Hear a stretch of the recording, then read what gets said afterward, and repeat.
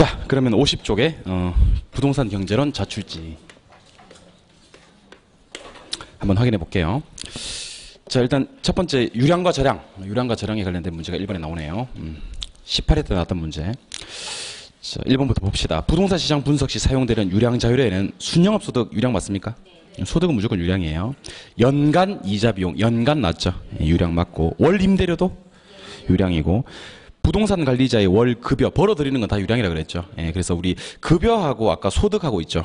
같은 개념으로 처리하시면 됩니다. 부동산 회사의 순자산 가치는 뭐예요? 저량입니다. 그래서 나머지는 다 유량이 맞는데 순자산 가치가 저량이기 때문에 이 지문은 X가 되는 겁니다. 그래서 그 밑에 해설을 좀 볼게요. 해설 유량 개념과 저량 개념을 비교를 할 때 유량은 임대료, 신규, 거래량, 순이익, 국민총생산, 소득, 수익 이런 거 있고, 저량은 가격, 가치 이런 건 다 저량이잖아요. 집값, 재고량, 국부, 가치, 인구, 재산, 외환 보유액, 외채.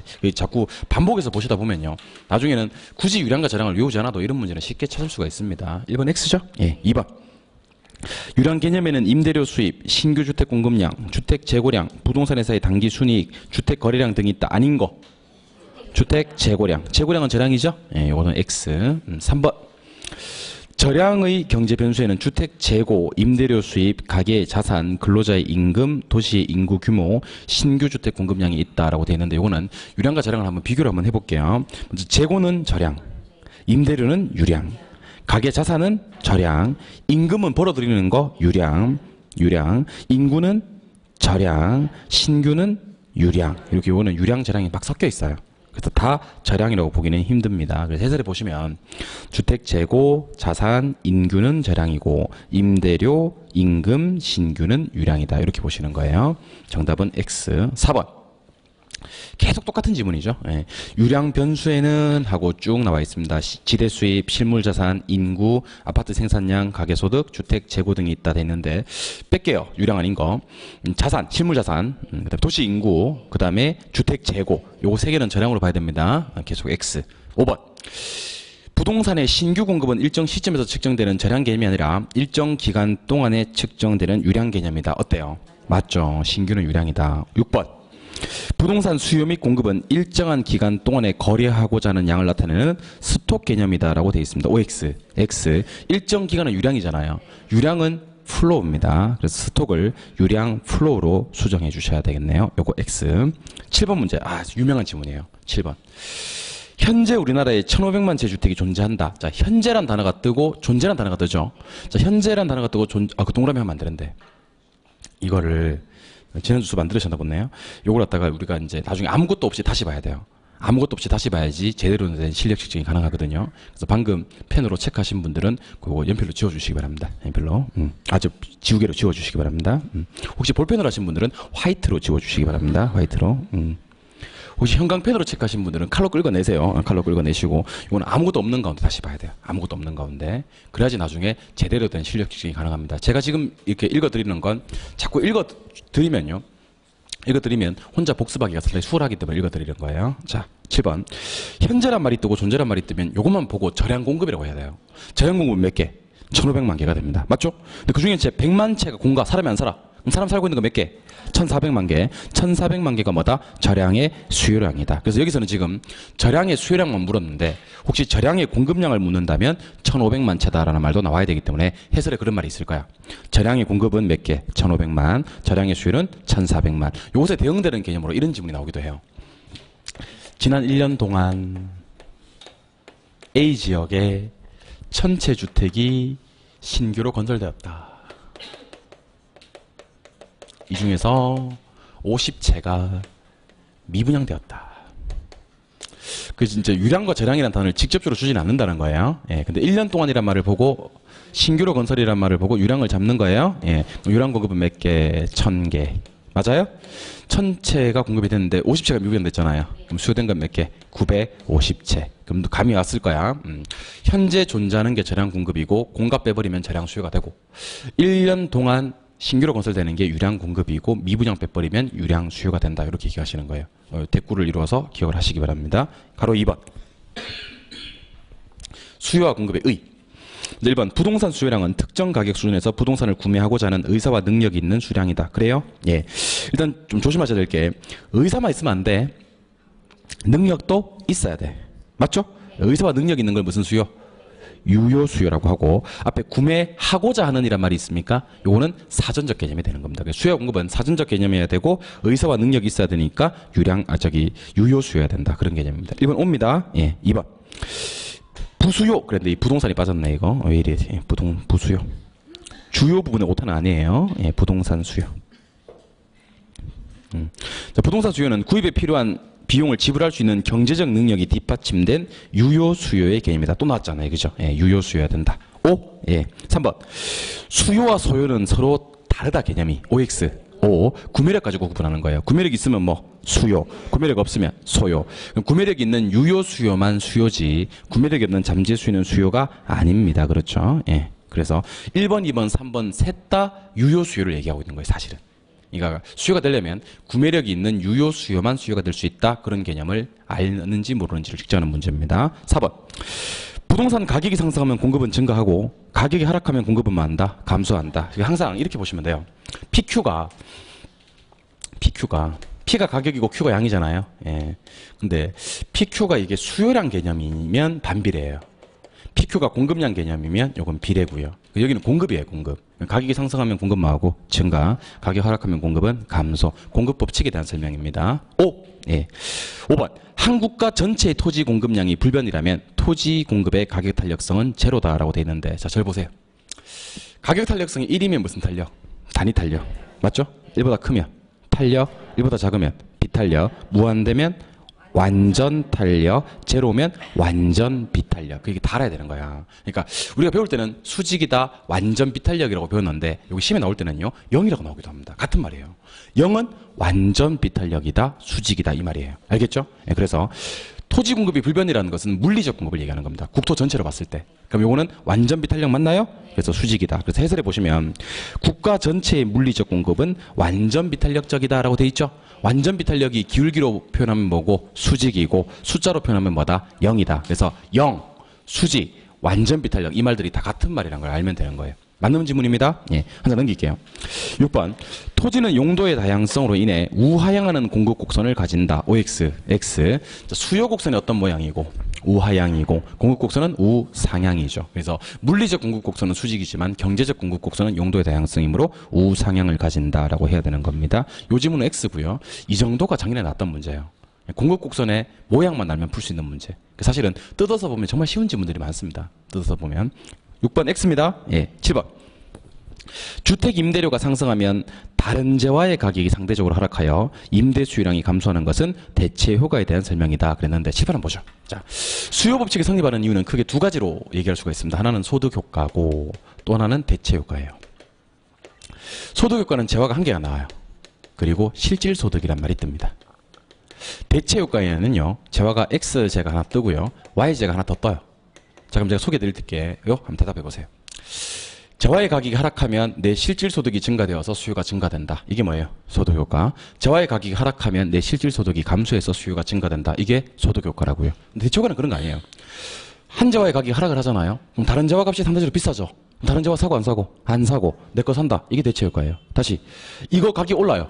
그럼 다른 재화 값이 상대적으로 싸죠. 그럼 다른 재화를 사겠지. 내 거 사 안 사? 안 사. 이게 대체 효과라고요. 근데 여기 보니까 내 거 임대료가 뭐하면 상승하면 다른 재화 가격이 상대적으로 뭐해서 싸져서 다른 재화를 사겠지. 그럼 내 거 수요는 뭐한다? 감소. 이거 무슨 효과? 대체 효과. 아주 정확한 문장입니다. 아주 정확한 문장. 내 거하고 다른 재화를 비교하면 요거는 대체 효과에 대한 설명입니다. 요거 옵니다. 8번. 아파트 매매 시장에서 수요의 변화를 가져와 수요 곡선 자체를 이동시키는 요인으로는 아파트 가격, 인구, 소득, 선호도, 아파트 가격에 대한 기대 변화 등이 있다. OX. X. 지금 곡선 자체를 이동시키는 거잖아요. 이건 수요량의 변화예요, 수요의 변화예요. 수요의 변화. 수요의 변화에서 절대로 나서는 안 되는 말이 있어요. 그게 바로 아파트 가격이에요. 그래서 제일 앞에 있는 아파트 가격은 빼야 돼요. 뒤에 있는 인구 돼요? 예. 소득 돼요? 선호도 돼요? 마지막 건 돼야 안 돼요? 돼요. 안 되긴 뭐가 안 돼요. 아파트 가격에 대한 기대. 네, 그랬잖아. 기대 예상은 가격 이외라서 돼요. 여기서는 아파트 가격만 빼면 전부 다 곡선 자체를 이동시키는 수요 변화가 됩니다. 알겠죠? 그래서 해설을 한번 볼게요. 수요량을 변화시키는 원인은 해당자와의 뭐? 가격. 어떻게 움직이고? 곡선상에서. 수요를 변화시키는 요인은 뭐다? 해당자와 가격 이외. 어떻게 움직이고? 곡선 자체. 근데 곡선 자체를 이동시키는 요인이 아닌 것 그랬기 때문에 지금 수요량의 변화를 찾으면 되는 건데 아파트 가격은 수요량을 변화시키기 때문에 제일 앞에 있는 걸 삭제하자. 9번. 가구 수의 증가는 아파트에 대한 수요 변화고 아파트 가격 하락은 아파트에 대한 수요량의 변화 요인이 된다. OX. 5. 가구 수는 인구를 얘기하는 거예요. 인구는 수요의 변화 맞고 아파트 가격은 해당자와 가격이니까 수요량의 변화 요인이 맞습니다. 이거 옵니다. 예. 10번.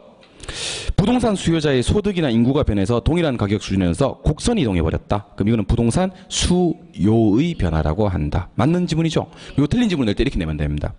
수요량의 변화라고 한다. 그러면 X가 되는 거예요. 이거는 수요의 변화입니다. 예. 5. 11번. 곡선의 이동으로 인해서 수요량이 변하는 경우에 이를 부동산 수요량의 변화라고 한다. OX. X. 곡선 이동하는 것은 수요량의 변화가 아니라 수요의 변화고 진짜 수요량의 변화가 되려면 곡선 상에서 전만 이동을 해야 되는 겁니다. 지문 자꾸 봐야 돼 이런 거. 12번. 초과 공급이 많아요. 임대료 뭐? 하락. 초과 수요가 많아요. 임대료 뭐? 상승. 맞는 지문이네. 예. 13번. 부동산의 절 보세요. 물단장 기억납니까? 예. 물리적 공급 곡선은 완전 비탄력적이다. 수직 맞죠? 예. 그 아까 배운 걸로 써먹어 보면 0 해도 괜찮다는 거예요. 0 해도. 그러니까 시험에 나올 때 수직이다. 완전 비탄력적이다. 0이다. 바꿔 쓸 수 있는 말들이에요. 옵니다. 예. 가로 3번. 수요와 공급의 변화 요인으로 가도록 하겠습니다. 1번. 수요 곡선을 좌측으로 이동시키는 요인은 그랬습니다. 수요 곡선 좌측은 수요 감소 요인이잖아요. 벌써 틀렸어요. 규제가 완화되면 수요 증가고요. 소득이 증가돼도 수요 증가고요. 금리가 하락돼도 수요 증가고요. 대체재 가격이 하락되면 수요 감소. 요것만 수요 감소예요. 그리고 그 옆에 건축자재 가격 하락은 공급 증가예요. 그래서 이거는 엉망인 지문입니다. 엉망인 지문. 그래서 어떻게 수정해야 되냐면 해설해 보세요. 대체재 가격 하락만 무슨 감소 요인이고 수요 감소 요인이고 주택거래 규제 완화, 소득 증가, 금리 하락은 뭐 수요 증가, 건축자재 가격 하락은 공급 증가. 제대로 해설이 돼 있죠? 예, 해설 보면서 정리하는 겁니다. 자꾸 쓰면 안 돼. 해설을 보는 버릇을 해야지. 2번. 일반적으로 이자율이 하락하면 부동산 수요가 증가된다. OX. 5조. 근데 이 지문이 몇 회 때 나왔어요? 22회 때 나왔는데 작년 시험인 24회 시험에서 뭐가 나왔냐면 이자율이 하락하면 공급이 어떻게 됩니까가 나왔어요. 이자율이 하락하면 공급이 뭐예요? 증가. 그래서 이 두 회에 걸쳐가지고 어떻게 나왔냐면 금리가 떨어지면 수요도 뭐? 증가. 공급도 증가. 규제가 완화되면 수요도 증가. 공급도 증가. 그래서 우리 앞에서 수요 공급을 동일 방향으로 움직이는 요인들이 있지 않습니까? 그죠? 그런 걸 많이 보셔야 되는 거예요. 요거 옵니다. 예. 3번. 나왔네. 노동자 임금. 시멘트 가격과 같은 생산 요소 가격이 하락되면 부동산 공급이 뭐한다? 증가한다. 맞죠? 예. 특히 중요한 건 얘는 공급만 증가시킨다는 걸 기억하셔야 돼요. 생산 요소 가격은 수요를 변화시키지 않고 공급만 변화시키며 이게 하락되었기 때문에 공급이 증가됩니다. 요거 옵니다. 예. 4번. 기준금리가 하락됐다. 여러분들 돈을 빌리는 사람 입장에서는 금리가 떨어지면 좋아요, 안 좋아요? 좋지. 왜냐하면 이자 비용이 뭐하니까? 감소되니까. 그럼 이자 적게 내는 것만큼 부동산 공급자의 수익이 뭐한다? 증가된다라고 해야 되는 겁니다. 알겠죠? 그래서 여러분들 어떤 생각을 해야 되냐면 수요자만 돈 빌리는 게 아니에요. 수요자는 주택을 사기 위해서 돈을 빌리지 않습니까? 건설업자도 주택을 짓기 위해서 돈을 빌리는 거예요. 돈을 빌렸는데 금리가 떨어졌대. 그럼 이자 비용이 감소될 거 아니야? 그러면 이자 비용 감소된 것만큼 수익은 뭐한다? 증가된다고 해야지. 이런 것들은 상식선에서 푸시면 되는 내용입니다. X입니다. 예. 5번. 봐요. 이렇게 나온다니까. 토지 가격 상승이란 말이 나옵니까? 여러분들 지금 우리 이런 거 배웠잖아. 생산비가 증가되면 공급이 감소된다 그랬잖아. 근데 생산비라고 잘 안 나온다고. 물론 생산비로 나올 수도 있지만 아까처럼 노동자 임금, 뭐 시멘트 가격, 지금처럼 토지 가격. 토지는 뭐를 짓기 위해서? 주택을 짓기 위해서 꼭 필요한 생산비입니다. 근데 그 생산비가 뭐했다? 상승했다. 생산비가 상승하면 공급이 뭐해서? 감소시키는 요인이다. 오죠? 예, 그래서 해설, 잠깐 넘기지 말고 해설 좀 볼게요. 토지 가격의 상승을 뭐로 연결지어라? 생산 요소 가격의 상승으로 연결지으라는 거예요. 알겠죠? 그러면 공급이 뭐한다? 감소된다. 옵니다. 예, 한 장 넘길게요. 54쪽. 이제 약간 지겨워지려고 하는데 한번 봅시다. 자, 지금 두 번째 나오고 있거든, 이거. 건설 노동자의 임금. 이거 생산비라 그랬잖아. 그게 상승했죠? 공급이 많다. 감소하게 된다. 그래서 해설로 보시면 건설 노동자의 임금 상승을 뭐로 연결지어라? 주택 공급자의 생산비가 상승한 것으로 연결지어라. 공급이 많다. 감소. 증가는 잘못된 말이죠? X. 작년에 나왔던 문제 한번 풀어봅시다. 7번. 작년에 나왔던 문제. 자, 일단 저 끝에 한번 가보세요. 제일 끝에. 주택 공급 곡선을 우측으로 이동시키는 요인이다 그랬잖아요. 이 말은 공급을 증가시킨다는 얘기잖아요. 공급 증가시키는 요인 찾으면 돼. 건설업체 수 증가, 공급 증가. 맞죠? 원자재 가격의 하락, 공급 증가. 이자율의 상승, 공급 감소지. 이건 공급 감소지. 그 옆에 새로운 건설 기술이 개발되어서 원가 절감되었다. 공급 증가. 또 나왔네. 토지 가격이 하락되면 생산비가 절감된다 그랬잖아. 공급 증가. 그래서 이거는 전부 다 공급 곡선을 증가시키는 요인이 맞는데 가운데 나와 있는 이자율의 상승은 뭐다? 공급을 감소시키는 겁니다. 아시겠죠? 예. 그래서 용어는 X. 8번. 아파트 가격이 상승하는 경우 대체재인 오피스텔 가격은 하락한다. 이렇게 돼 있는데 칠판 한번 봐주시기 바랍니다. 아파트 가격이 상승된다. 자, 이거는요, 역으로 가면 안 되고 순서대로 가야 됩니다. 순서대로. 오피스텔 수요가 어떻게 되는지부터 얘기했어요. 그리고 둘을 대체제라 그랬습니다. 자, 대답하세요. 아파트 가격이 상승하면 사람들은 아파트를 사야 안 사요? 안 사요. 아파트 안 사고 뭐 사겠어요? 오피스텔 사겠지. 오피스텔 수요가 많다. 증가된다. 저한테 배운 건 이거 배웠어요. 대체제는 한놈 가격이 많으면 상승하면 나머지 다른 한놈 수요가 많다. 증가한다. 근데 지금은 뭘 물으냐면 오피스텔 가격을 물은 거예요. 그럼 사람들이 오피스텔을 산다 안 산다? 산다. 그럼 당연히 오피스텔 가격은 많다. 상승한다. 이렇게 하시면 됩니다. 맞아요? 다시. 아파트 가격이 상승하면 사람들이 뭐를 사요? 오피스텔을 사겠지. 오피스텔 가격은 많다. 상승한다. 그럼 제가 다른 질문 한번 해볼게요. 그러면 이 질문은 오피스텔 가격이 하락한다 했기 때문에 O입니까? X입니까? X. 오피스텔 가격은 상승하겠네. 그럼 제가 다른 질문 한번 해볼게요. 자, A와 B가 보완제다. 보완제다. 됐어요? 예. 그러면 A 가격이 상승한다. A 가격이 상승한다. 자, 잘 들어요, 이제. B 가격이 어떻게 되겠습니까? 이렇게 물었어. B 가격이 어떻게 됩니까? 그러면 순서대로 가는 거예요. A 가격이 상승되면 A가 비싸잖아. A를 사, 안 사? 안 사. A 안 사면 B를 사겠어, 안 사겠어? B를 안 사요. 환장하겠네, 진짜. 진짜 환장하겠네. 진짜 환장하겠어. 어떡할까, 예. 다시. 혼잣말이에요. 예, 괜찮아요. 예. A 가격이 많으면 상승하면 B 수요가 감소합니다. 그러니까 한놈 가격이 오르면 한놈 수요가 감소하겠지. 그러면 이놈 가격은 어떻게 되느냐? 하락합니다. 알겠죠? 그래서 혹시 한놈 가격을 묻고 한놈 수요를 묻는 게 통상적인데 한놈 가격을 묻고 한놈 수요를 안 묻고 그놈의 가격을 물었어. 그러면 순서대로 가주면 돼요. 이놈 가격이 올랐을 때 대체진지 보완진지 잘 보고 이놈 수요를 판단한 다음에 수요가 증가되면 가격이 오를 거고 수요가 감소되면 가격은 하락할 거다 하시면 됩니다. 다시 한번 해볼까요? 아파트 가격이 오르면 사람들이 아파트 안 사고 뭐 사? 오피스텔 사겠지. 오피스텔 사면 오피스텔 가격은 많다. 상승한다. 순서대로 가져야 됩니다. 알겠죠? 요즘은 OX, X. 9번. 어떤 지역의 아파트 균형 가격을 상승시킬 수 있는 요인으로 그랬습니다. 아파트 균형 가격을 상승시킬 수 있는 요인으로. 자, 7번 한번 보세요. 특정 지역의 가격을 상승시키려면요, 두 가지 요건을 충족하면 돼요. 한 가지만 충족하면 돼요. 수요가 증가돼도 되고요. 뭐가? 공급이 감소돼도 돼요. 그러니까 수요 증가, 공급 감소 둘 다 가격을 상승시키는 요인이에요. 수요 증가, 공급 감소 둘 다 가격을 상승시키는 요인이에요. 그럼 한번 해봅시다. 대체주택에 대한 수요가 감소됐다. 이러면 이 사람 지금 대체주택을 산대야 안 산대야? 안 사. 그럼 내 거 수요가 증가. 이 수요 증가 요인이에요. 알겠죠? 건설기술 진보로 인해서 생산성이 향상되었다. 그러면 공급이 증가, 유입 인구의 증가, 수요 증가. 그러면 세 개 중에 두 개는 제일 앞에 거랑 제일 뒤에 거는 가격을 상승시키는 요인이 맞습니다. 근데 공급 증가 요인이 중간에 있잖아. 이러면 가격을 만다, 하락시킨다라고 해야 됩니다. 그래서 이 지문은 X가 되는 거예요. 해설을 좀 볼게요. 가운데 있는 건설기술 진보로 인한 생산성의 향상은 뭐가 증가되기 때문에?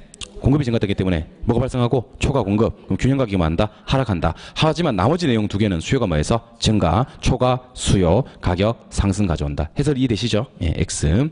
10번 똑같습니다.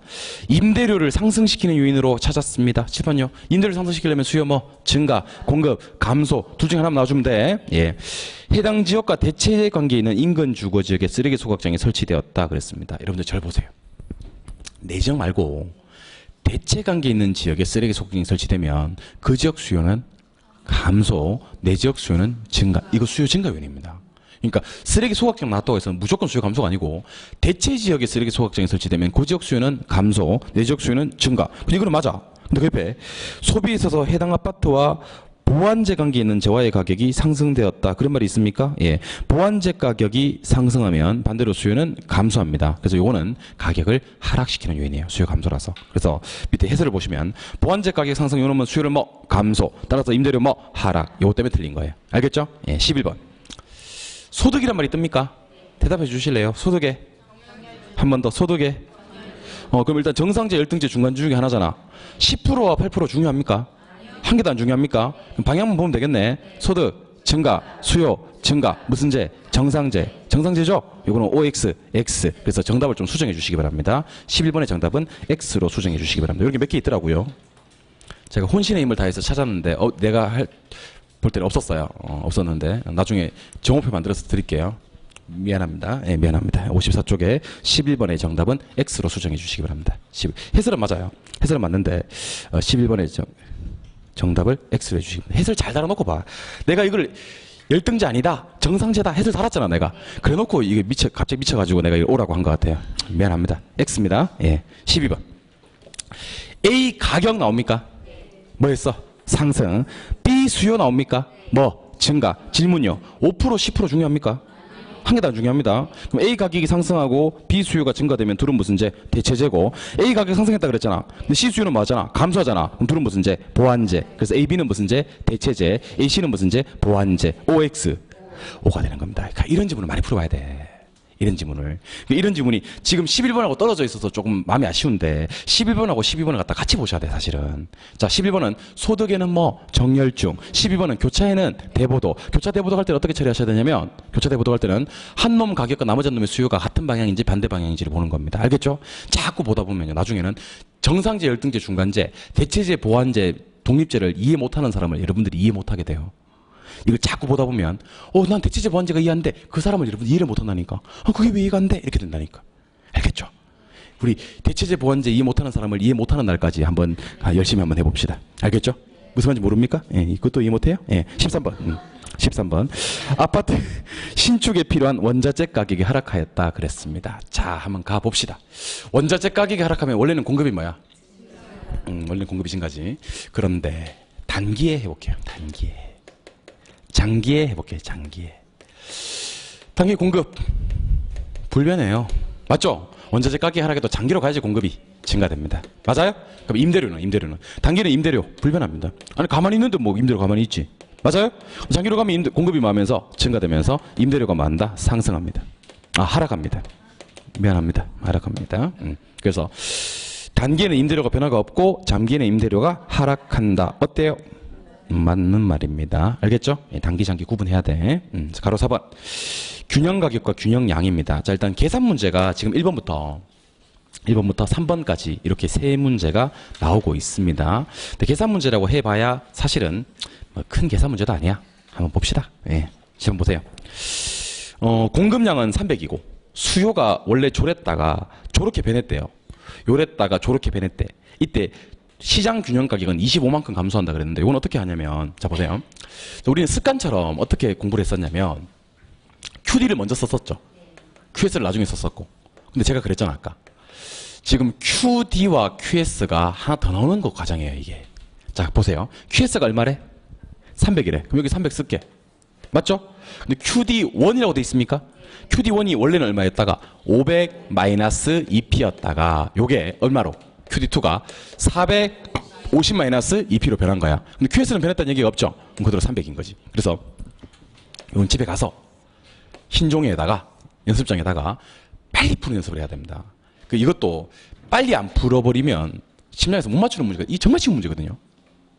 이게 정말 쉬운 문제예요. 이거 틀려버리면 진짜 너무 안타까워요 저는요. 이거는 여러분들 민법 하나 푸는 것보다 시간이 적게 걸린다고 이게.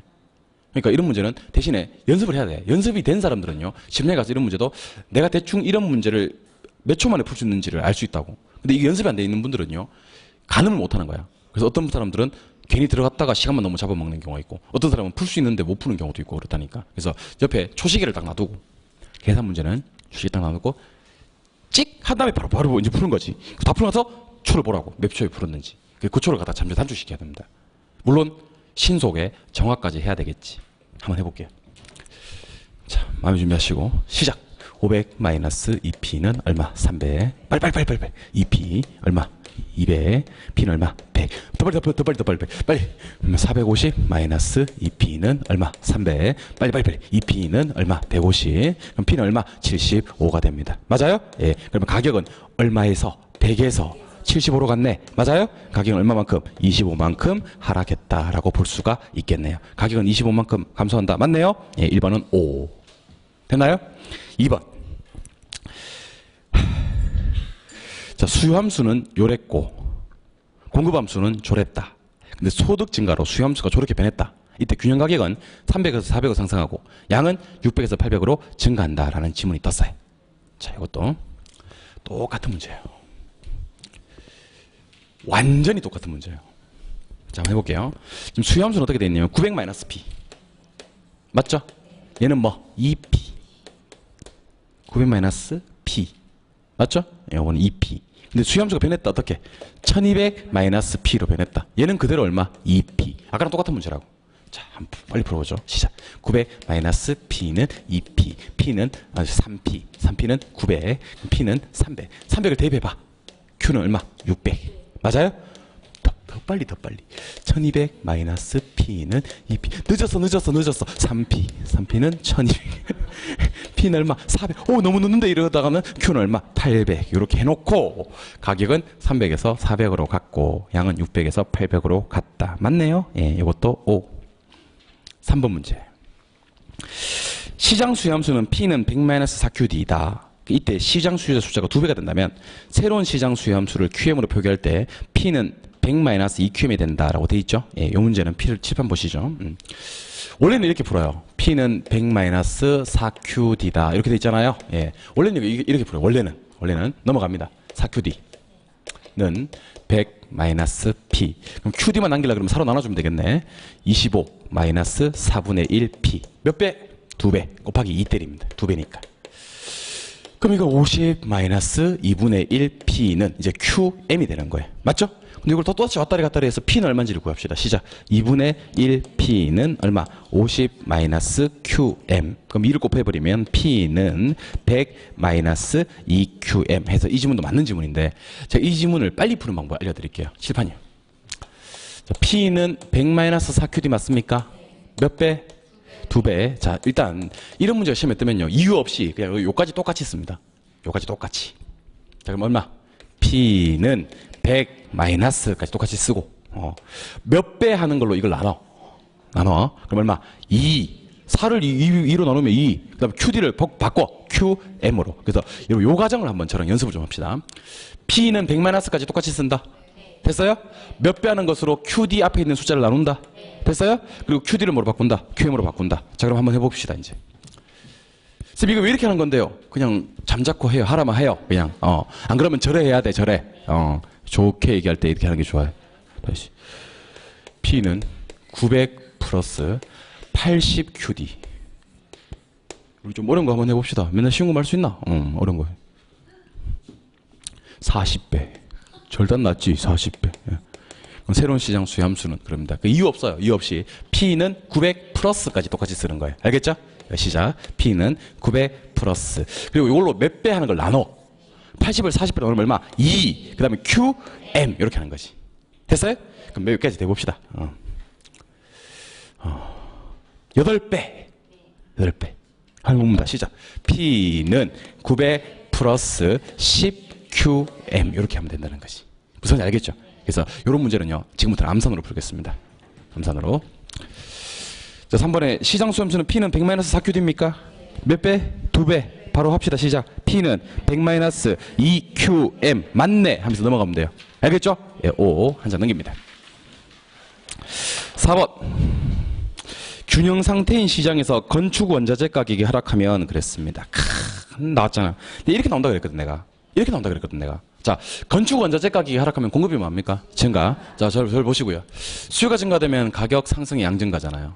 수요 감소되면 가격 하락이 양 감소잖아요. 근데 건축 원자재 가격이 하락하면 공급이 증가되잖아요. 공급이 증가되면 가격은 뭐 하락, 양은 증가. 근데 시험에 순서를 살짝 바꿔서 양을 먼저 물었어. 그러면 균형 거래량은 뭐하고 증가하고 가격만 하락한다 이렇게 해야 되는 겁니다. 그러니까 우리가 저하고 같이 암기할 때는 가격 하락 양 증가로 배웠는데 양이 먼저 나도 관계는 없지. 양은 증가, 가격만 하락 이렇게 해야 되는 겁니다. 요즘은 X입니다. 됐어요? 예, 5번. 수요가 증가하고 공급이 감소한다고 할 때 그랬습니다. 여러분 저를 보고요. 수요와 공급이 동일한 방향으로 움직여버리면 뭐가 가격이 알 수가 없고요. 불변은 왜 갑자기 나오는 거예요? 알 수가 없고요. 수요와 공급이 반대로 움직여버렸을 때는 양을 알 수가 없어요. 여기서는 반대로 움직였네요. 가격은 알아요. 가격은 뭐하고 상승, 양은 알 수가 없다. 어때요? 맞네요. 6번. 수요의 가격 탄력성이 완전 탄력적일 때는 그랬습니다. 완전 탄력적일 때는 손 이렇게 하죠. 예, 완전 탄력. 이렇게 하면서 문제 푸는 거예요. 예. 이렇게 하고 공급이 증가했네요. 그럼 균형 임대료는 변하지 않고 양만 증가한다. 맞네? 예, 오케이. 7번. 주거 서비스 공급 곡선이 임대료에 대해서 완전 비탄력적이라고. 이 실제 시험에 났다고 치고 이제 손으로 한번 해보는 거야. 이렇게 하고 초과 수요가 존재했죠. 그럼 초과 수요가 존재했으니까 임대료는 뭐하고 상승하고 양은 변화가 없다. 양 변화가 없는 거 맞네. 예. 8번. 약간 지겨지려고 하는데 계속 갑니다. 공급이 가격에 대해서 완전 손 자 이렇게 하고 수요가 증가했죠. 그럼 가격은 불변이고 양만 증가하지 증가. 그래서 요 지문은 8번은 엉망이네 하면서 다 뜯어 고쳐야 돼요. 다 뜯어 고쳐야 됩니다. 요 성형수술하면 견적 많이 나와요. 얘는요. 8번. 완전 탄력적일 때 수요가 증가하면 가격은 불변, 양은 증가. 다 틀렸어요. 알겠죠? 예, 9번. 자꾸 나오네. 자, 완전 비탄력 수직이죠? 예. 수요가 증가합니다. 그러면 수요가 증가했으니까 균형 가격은 상승하고 양은 불변한다. 다 틀렸네. 다 계속 갑니다. 10번. 진짜 장난. 이제 다시. 완전 비탄력이죠? 수요가 증가했죠? 수요가 증가하면 가격은 상승해요. 가격은 상승해요. 뭐가 변하지 않는다? 양이 변하지 않는다라고 해야 되는 겁니다. 이것도 X입니다. 예. 11번. 수요가 증가하는데 공급 곡선이 여러분들 이거 수요가 증가했죠? 한 놈이 변했네. 그때 누가? 공급이 비탄력적이다. 다른 한 놈이 비탄력이 나왔네. 절 보고 한 놈이 변하고 다른 한 놈이 탄력적이거나 비탄력적일 때 뭐가 나온다? 더와 덜이 나오잖아요. 이게 그 유명한 한 놈이 변할 때 다른 한 놈이 탄력이나 비탄력이 나오면 더와 덜이 나온다. 그 놈이에요. 모르는구나. 네, 다시 한 번 더. 수요가 변했잖아요. 다른 한 놈이 누가? 공급이 비탄력적이다. 비탄력적이면 기울기 가파르잖아요. 그럼 가격은 어떻게? 더 상승해요. 더. OX. 더 크게 상승하는 맞아요. 맞는데 12번. 공급이 증가해요. 공급이 증가해요. 다른 한 놈 누가? 수요가 비탄력적이죠. 가격은 더 변하는 거 맞아요. 알겠죠? 그 문제 어떻게 나오는지 알아야 돼요. 문제는 어떻게 나오냐면 한 놈이 변한다고 나와요. 어떻게 변한다는 관계 없어요. 근데 다른 한 놈이 탄력, 비탄력 이렇게 나와요. 비탄력적일 때는 가격이 더 변하고요. 탄력적일 때는 가격이 덜 변해요. 양은 잘 안 묻습니다. 원래는 가격을 많이 묻습니다. 비탄력적일 때는 가격이 어떻게 변해? 더. 탄력적일 때는 가격이 덜. 양은 반대가 되는 거죠. 11, 12 둘 다 맞습니다. 가로 5번 수요 공급의 탄력성입니다. 탄력성 가볼게요. 어느 부동산의 가격이 5% 하락했는데 수요량이 7% 증가하였다면 그랬네요. 칠판이요. 공식 2개 쓸게요. 공식 2개. 자, 먼저 수요의 가격 탄력성을 구하는 공식은 그냥 이렇게 하시면 돼요. 가격의 변화율분의 수요량의 변화율 하고 절대값 씌우면 돼요. 맞아요? 근데 우리 두 가지 해야죠. 최초점을 기준으로 탄력성을 구하는 공식이 있고 중간점을 기준으로 탄력성을 구하는 공식이 있습니다. 맞아요? 예. 최초점을 기준으로 탄력성을 구할 때는 원래 변동분 이렇게 하시면 되고 맞나요? 예. 중간점을 기준으로 탄력성을 구할 때는 더해서 변동분 이렇게 하시면 됩니다. 이거는 계산 문제를 하더라도 놓치면 너무 아까운 문제예요, 사실은. 한번 가볼게요. 수요 가격 탄력성. 자, 가격 5% 하겠다. 가격 밑에다 쓰면 되겠네요. 예. 수요량은 몇 프로? 7% 증가. 이 7% 증가한 거 있으면 되겠네요. 그럼 7을 5로 나누면 되잖아. 5 1은 5, 5, 4, 20에서 얼마? 1.4. 2번 문제. 임대료가 15% 인상해. 임대료와 가격은 똑같은 말이에요. 예. 임대료 15% 뭐? 인상되었다. 맞아요? 수요량은 몇 프로? 30%가 감소되었다. 맞아요? 탄력성 얼마? 2 맞네. 예. 3번. 월임대료가 9에서 11로 상승할 때 수요량이 108에서 91로 감소한다면 중요한 말이 나옵니다. 중간점을 기준으로 탄력성을 구할 때 탄력성은 0.8이고 수요는 비탄력적이라고 할 수 있다고 그랬잖아요. 이게 맞는지 틀렸는지는 더해서 변동분으로 가야 됩니다. 자, 그러면 가격을 두 개 더 할게요. 가격을 두 개 더 하면 20만 원이에요. 9하고 11을 더하면 둘 사이 변동분은 2만 원이에요. 맞죠? 양을 두 개 더하면 이거 200 나와요. 아니, 이거 두 개 더 해봐. 나중에 시험에 제가 집에 가서. 변동분은 16이에요. 그럼 이거 약분부터 합시다. 2로 약분하면 10분의 1, 4로 약분하면 50분의 4. 맞아요? 그럼 얘는 50분의 40인가요? 50분의 40은 0.8인가요? 0.8은 1보다 작잖아요? 그럼 뭐예요? 비탄력. 그래서 0.8의 비탄력이 맞습니다. 이런 지문을 한번 풀어보시기 바랍니다. 한번 넘겨볼게요. 4번. 수요의 가격 탄력성은 가격이 변할 때 수요량이 얼마나 변하는지를 나타내는 정성적 지표이다. 이렇게 돼 있는데, 여러분들 지표 종류가 두 가지가 있어요. 정량적 지표가 있고 정성적 지표가 있는데, 정량적 지표는 양을 나타내는 지표고요. 정성적 지표는 질을 나타내는 지표예요. 그런데 수요의 가격 탄력성은 가격이 변할 때 수요량이 얼마나 변하는지 나타내는 양적 지표입니다. 그래서 얘는 정성적 지표 아니고 정량적 지표가 됩니다. 참고하세요. 이거는요. 어쨌든 X라는 것만 기억하세요. 정성 아니고 정량이다. 5번. 어느 부동산과 밀접한 대체재가 시장에 출현한다. 대체재가 많아지면 탄력성은 이전보다 커진다. OX. O. 그리고 우리 해설을 한번 봅시다. 탄력성을 탄력주로 만드는 요인만 볼게요. 대체재 많고, 기간 장기, 어떤 재와 사치재, 어떤 부동산 주거용, 전환이 말 때 용이. 요거 했는데 이게 20회 때 나왔고요. 23회 때 최근에 뭐가 나왔냐면 6번이 나왔어요. 수요의 가격 탄력성은 주거용 부동산에 비해서 공업용 부동산이 더 탄력적이다. OX, X. 누가 더 탄력적이에요? 주거용이 탄력적이고 공업용은 더 비탄력적이에요. 요즘은 X입니다. 예, 7번. 쉬워요. 전환이 용이하면 수요는 탄력성이 커진다. 맞네. 예. 8번. 단기에서 장기로 갈수록 더 탄력적으로 변하게 된다. 맞네요. 예. 9번. 탄력성 1보다 크다. 이제 대답하세요. 아까 제가 탄력성 용은 5개 있다 그랬죠? 1보다 크면 탄력이야, 비탄력이야? 탄력. 탄력적일 때 인들을 뭐 했대? 상승했대. 탄력적일 때 인들을 상승하면 어떻게 돼요? 도망가 버려요. 도망가면 수입은 감소합니다. 맞네? 오, 이런 식으로 나옵니다. 9번. 용도 전환이 용이할수록 공급의 탄력성은 더 비탄력적이다. 전환이 쉬우면 공급 잘 되지. 공급은 더 탄력적이다 라고 해야 됩니다. X입니다. X인데 더 탄력적이다 라고 해야 됩니다. X입니다. 이것도 좀 수정해 주세요. 죄송합니다. 나올 때마다 수정해 드릴게요. 죄송합니다. 미쳤나봐요. 교실 이렇게 잘 만들어 놓고 오타 나오면 나도 마음이 아파요. 11번. 11번에서 제일 중요한 글자가 뭘까요? 예? 소요. 이런 단어가 보여야 돼. 이게 지금 이제 11번에서 제일 중요한 단어가 뭘까요? 하니까 기간, 길수록 이러고 앉았으면 시험장에 가도 문제를 잘 못 맞춰요. 소요라는 글자가 갑자기 크게 보여야 돼, 이게. 자, 소요되는 기간이 많다, 길다. 그럼 소요되는 기간이 길면 물건 만들기가 어렵다. 공급은 더 비탄력적이다. 오케이. 오. 알겠죠? 예. 12번. 단기는 장기에 비해서 비탄력적이다. 오. 물단장이잖아요. 예. 13. 공급 곡선의 귤기는 단기보다 장기에 더 완만하다. 장기일수록 탄력적이고 완만한 거 맞죠? 공급은 보니까 거의 다 물단장이네요. 시험 문제가. 그렇죠? 예. 그리고 14번부터 이제 계산 문제 한 4개 정도 나올 거예요. 4종 세트일 것 같은데. 4개 맞네. 4종 세트. 한번 풀어보도록 하겠습니다. 14번 문제. 어려워요. 지금부터 4개는. 4개는 어금니 깍 깨물고 들으셔야 됩니다. 어금니 깍 깨물고. 어렵습니다. 근데 한 풀이나 한번 해드릴게요, 제가. 해야 될 것 같아요. 특히 저 15번 같은 건 진짜 어려워요. 15번 같은 거 푸시는 분들은 대박입니다. 대박. 없으면 이제 내 15번 풀었는데 하시는 분들은 다음 주부터 학원 안 놔도 돼요. 다음 주부터 학원 나오지 마세요. 혼자 공부하는 게 맞을 것 같아. 알겠죠? 예, 15번 푸신 분들은. 그런 의미에서 우리는 다음 주에도 학원 다 열심히 참석하시기 바랍니다. 알겠죠? 예, 우리는 아직 배워야 될 게 많아. 알겠죠? 예, 자 14번 갑니다. 주택시장이 서로 대체재 관계에는 아파트와 빌라로 구성되어 있으며 아파트 가격에 대한 빌라의 수요 교차 탄력성이 0.8이라고 가정하자. 이때 아파트 가격이 1600에서 2000으로 상승한다면 빌라 수요량은 1200세대 더 몇 세대로 상승할 것인지를 구하는 문제예요. 보통 우리 시험 문제를 읽었을 때, 잘 보세요. 문제를 읽었을 때 난이도가 하가 있고 난이도 중이 있고 난이도 상이 있거든요. 근데 난이도 상도 상에서 진짜 어려운 문제가 있고 상이지만 할 만한 문제가 있거든요. 어떻게 구분하냐면 문제를 읽었을 때 와 진짜 어렵네. 이거는 그래도 풀 수 있는 문제예요. 무슨 말인지 알아요? 진짜 어렵네 진짜 이거. 풀 수 있는 문제예요.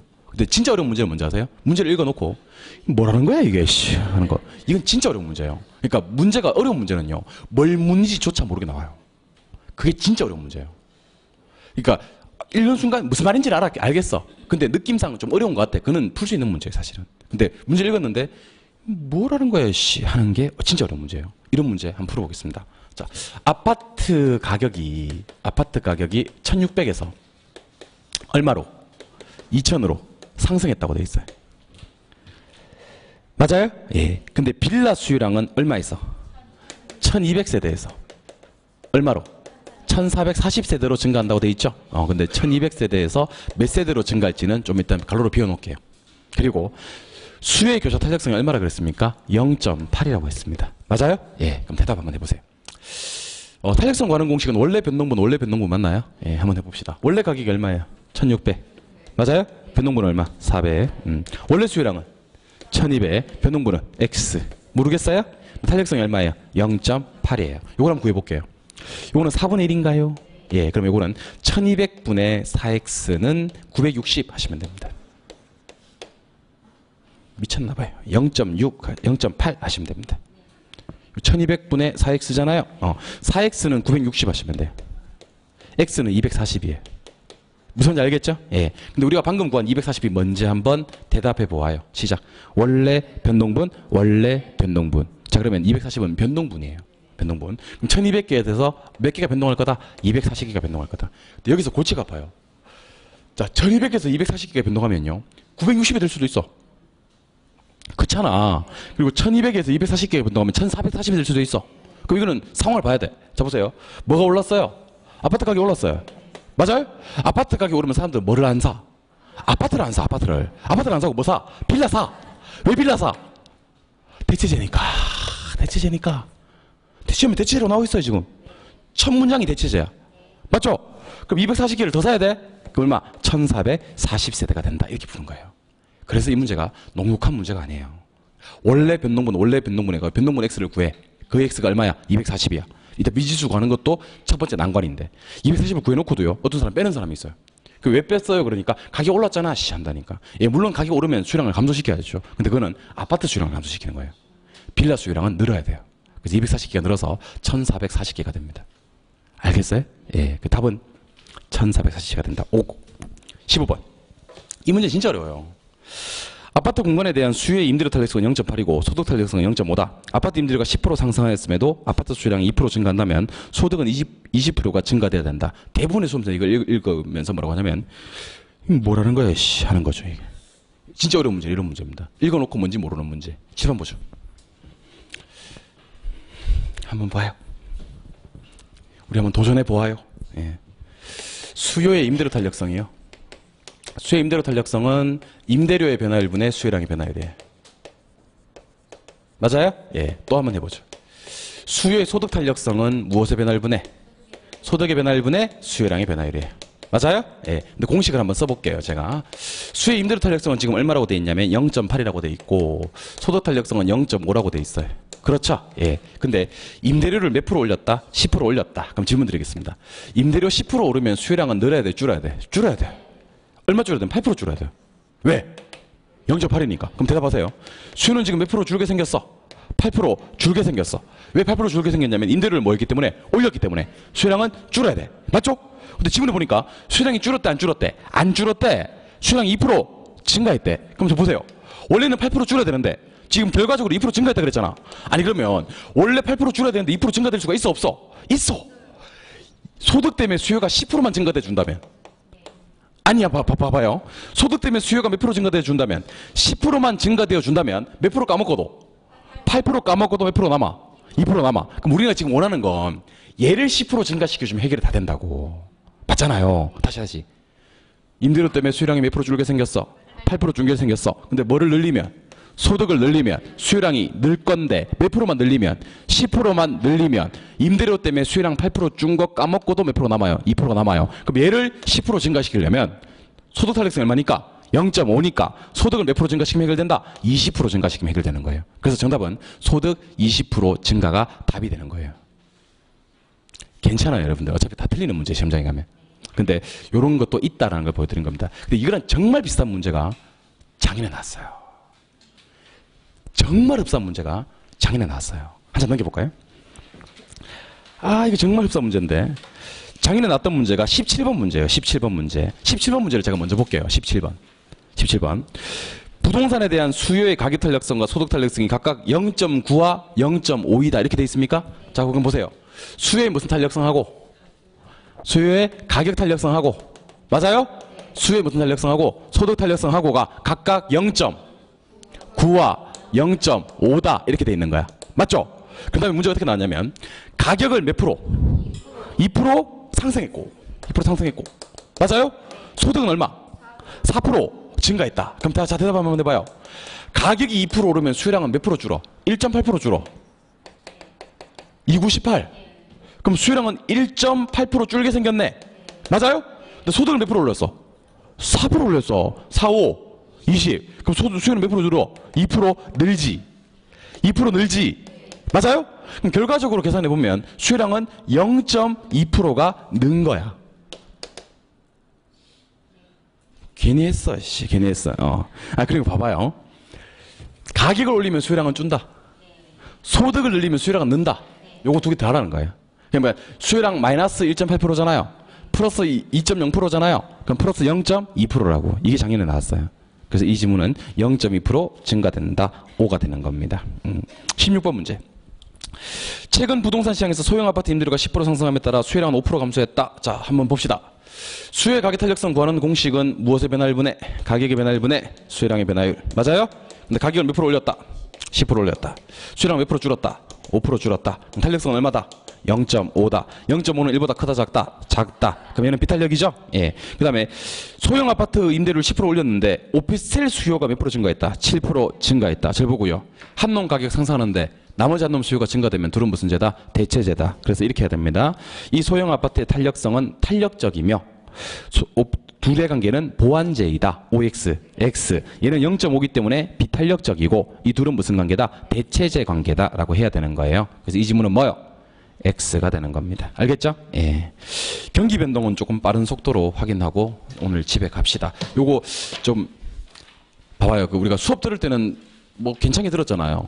괜찮게 들었는데 지문 보니까 장난하는 지문도 있잖아요. 이걸 갖다가 계속 반복을 해야 돼요. 반복을 해서 내가 풀 수 있는 문제인지 이런 문제 나왔을 때 풀 수 없는 문제인지를 선별하시는 과정이 상당히 중요합니다. 그러니까 여러분들 60점 시험이라는 걸 명심하셔야 돼요. 60점 시험에서 기출 지문을 100% 다 이해를 못해요.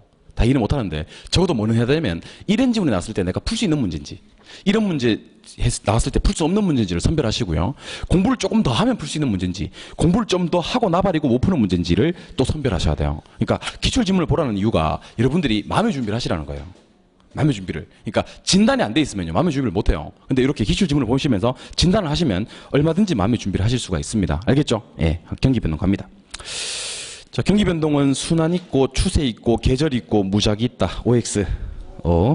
가격 거품 때문에 건축 허가량이 증가가 되거나 일시적인 정부 규제 완화로 허가량이 늘어나는 것은 무작위적 변동이다. 정부 정책은 무작위적 변동 맞죠? 예. 3번을 잘 보세요. 건축 허가량이 전년 동기 대비 증가율이 5월달에 정점 찍고 후퇴기로 접어들었다. 이건 뭐예요? 순환이에요. 5월달은 한 개도 안 중요해요. 정점과 후퇴가 중요합니다. 알겠죠? 예, X. 12월달만 되면 겨울이라서 건축을 안 한대 매년. 그럼 이거는 계절. 이거는 맞아요. 예. 총부채 상환 비율의 완화는 정부의 규제잖아요. 이거는 불규칙적 변동, 무작위적 변동에 대한 설명입니다. 무작위적 변동을 또 같은 말로 불규칙적 변동이라고 하기도 해요. 동요도 기억하세요. 봄, 가을 나왔네요. 추세입니까? 계절입니까? 계절. X고 무작위적 변동은 예기치 못한 사태 때문에 움직이는 비순환적 변동 맞고 대학교 근처 방학을 주기로 공실이 높아지는 것은 계절 맞고 부동산 대책은 정부가 하는 거니까 순환적 변동이 아니라 무작위적 변동 X 편합니다. 이런 거는 보기가 자 10번 방학 또 방학 나왔네요. 방학이 뭐예요? 계절이죠. 무작위 아닙니다. 요거 X 가로 2번입니다. 부동산 경기의 특징 1번 주기의 순환 국면이 일정치 않다.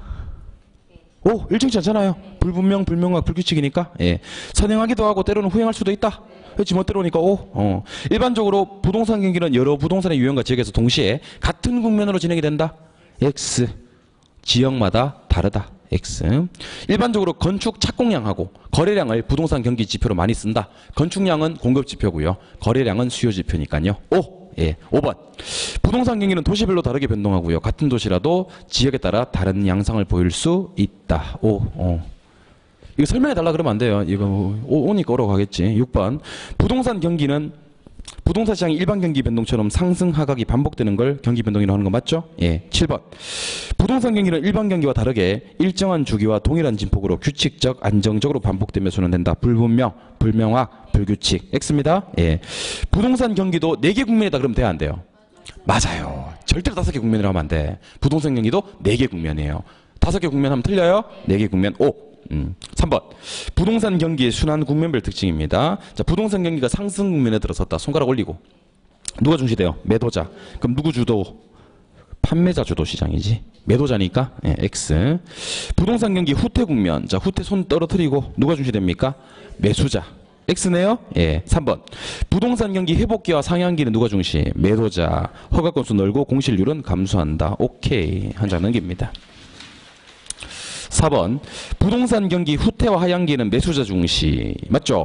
허가 건수 감소, 공실률은 증가. 오케이. 상향시장 손 위로 올리고 상한가, 하한가, 하한가. X네요. 예. 6번 회복시장 손 계속 올리고 옛날 가격 무슨 선? 하한. 오케이. 7번. 하향시장에서는 옛날 가격이 무슨 선? 상한선. 오케이. 됐습니까? 예. 거미집이론. 가격에 대한 수요의 탄력성이 공급의 탄력성보다 크다. 수요가 탄력적이면 만다. 수렴. 오케이. 2번.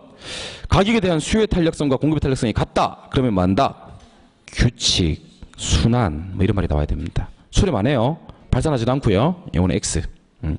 거미집 이론에서 수렴형이 되기 위해서는 누가 커야 돼요? 수요 탄력성이 커야 되고 수요 곡선의 귤기가 작아야 돼요. 제대로 돼 있네. 예, 오케이. 4번. 수요 탄력성이 1.1이고 공급의 탄력성이 0.9다. 누가 더 탄력적이네? 수요가 더 탄력적이네. 그럼 이건 만다. 수렴. 오케이. 5번. 수요 탄력성은 0.9, 공급의 탄력성이 1.3. 그러면 이거는 공급이 더 탄력적이네. 이거는 뭐? 발산. X. 6번. 기울기 나왔잖아요. 자, 10번. 기울기 나오면요. 조금 수고스럽더라도 이것부터 먼저 하세요. 자, 수탄, 공탄. 이것도 연습하셔야 돼요. 여러분 집에 가서. 수탄, 공탄. 좀 수고스럽더라도 이거 연습하셔야 돼. 수탄, 공탄 이렇게 쓰고 한 문제 맞출 수 있다면 이 정도는 해야지. 수기, 공기. 수기, 공기. 수기, 공기. 자, 수요가 탄력적이면 뭐예요? 수렴. 맞죠? 공급이 탄력적이면 발산. 같으면 순환. 규칙적 진동형이 됩니다. 예. 기울기는 이렇게 해놓고 어떻게 해요? 반대. 됐습니까? 예. 그러면 봅시다. 6번. 수요 곡선의 기울기가 커요? 공급 곡선의 기울기가 커요? 공급 곡선의 기울기가 크죠? 그럼 찾는 거예요, 여기서. 공급 곡선의 기울기가 더 큰 것은 뭐예요? 수렴. 수렴 맞네? 이거는 O. 근데 7번을 보니까 수요 곡선의 기울기와 공급 곡선의 기울기가 같은 거예요, 이게. 여러분들, 기울기에서는 플러스 마이너스 관계 안 해도 돼요. 기울기에서는 숫자만 보면 돼요. 이것도 기억하셔야 됩니다. 기울기도 절대값이에요. 기울기도 숫자만 보면 됩니다. 그러면 이것도 뭐 0.5, 이것도 0.5 맞죠? 같죠? 그럼 뭐 한다? 순환형. 발산 아닙니다. 예, 다시. 그럼 6번도 마이너스 0.3, 0.7로 보는 게 아니고 뭐만 보는 거야? 0.3과 0.7만 보는 거야. 기울기는. 알겠죠? 그럼 0.7이 더 크잖아. 그러면 공급 곡선의 기울기가 더 크니까 수요가 더 탄력적인 거예요, 사실은. 그래서 이거는 수렴하는 겁니다. 알겠어요? 예, 이렇게 여기까지가 오늘 수업 내용이었습니다. 고생하셨습니다. 다음 주는 부동산 시장론 하고요. 그 다음 주는 정책론 이렇게 순서대로 수업 진행하도록 하고 순서 조절은 제가 하도록 하겠습니다. 지난주처럼 뭐 총론 같이 좀 비중이 작은 부분은 총론도 좀 하고 수요 공급 좀 더 들어갔다가 그 다음에 정책론 같이 또 비중이 작은 부분은 정책론 하고 투자론 좀 더 들어갔다가 이렇게 진도 조절을 하도록 할게요. 예, 고생 많이 하셨고 다음 주까지 힘찬 한 주 되시기 바랍니다. 수고하셨습니다.